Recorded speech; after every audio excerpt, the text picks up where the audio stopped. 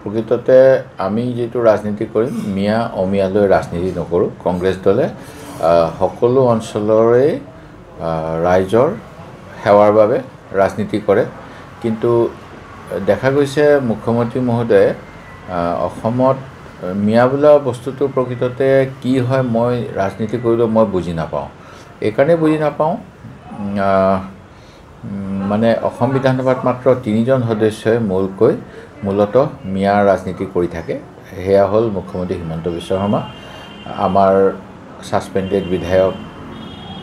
চেয়াৰমান আলী আহমেদ আৰু AIUDFৰ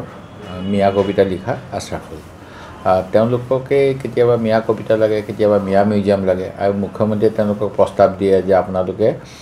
নিজকে যদি মিয়া জাতি হিচাপে বিচাৰে আপোনালোকে বিধানসভালৈ প্ৰস্তাৱ আনিব মই বিবেচনা কৰিম তাৰ বাহিৰে অন্যসকলৰ এইবিলাক বিষয়লৈ ইমান চিন্তাৰ চৰ্চা নাই প্ৰকৃততে আমি ৰাজনীতিটো কৰিম আমি সামাজিক অৰ্থনৈতিক উন্নয়নৰ খাতিৰত আৰু সকলো অঞ্চলৰ বিকাশ হ'ব লাগিব তেতিয়াহে অসমখন মুখ্যমন্ত্ৰীয়ে ভবাৰ নিচিনাকৈ প্ৰথম 5খন ৰাজ্যৰ ভিতৰলৈ আহিব যেহেতু মুখ্যমন্ত্ৰী মহোদয়ে এনেকুৱা কথা কৈছে তেখেতে এটা সাম্প্ৰদায়িক ৰাজনীতি কৰিছে যেটো উচিত নহয় আনকি কিছুদিন পূৰ্বে মই ভাবো ৰাষ্ট্ৰীয় স্বয়ংসেৱক সংঘৰ সভাপতি নে কি হয় তেখেত মোহন ভাগৱত ডাঙৰীয়া অসমলৈ আহিছিল তেখেতেও কৈছে যে খ্ৰীষ্টিয়ান মুছলমান সকলোৱে হিন্দু বুলি ক'ব লাগে মই সেই ক্ষেত্ৰত হিমানলৈকে নাযাওঁ কিন্তু মই এটোৱে ক'ব বিচাৰিম যদি কোনোবা দেশদ্ৰোহী আছে হেয়া লাগে মিয়া হওক বা অমিয়া হওক তেওঁলোকক আইন অনুসৰি ব্যৱস্থা ল'ব লাগে কিন্তু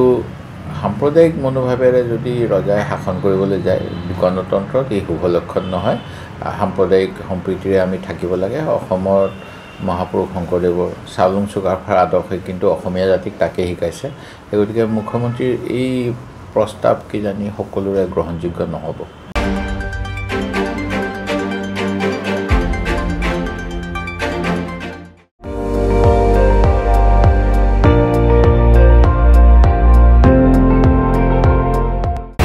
আপুনি চাই আছে ND24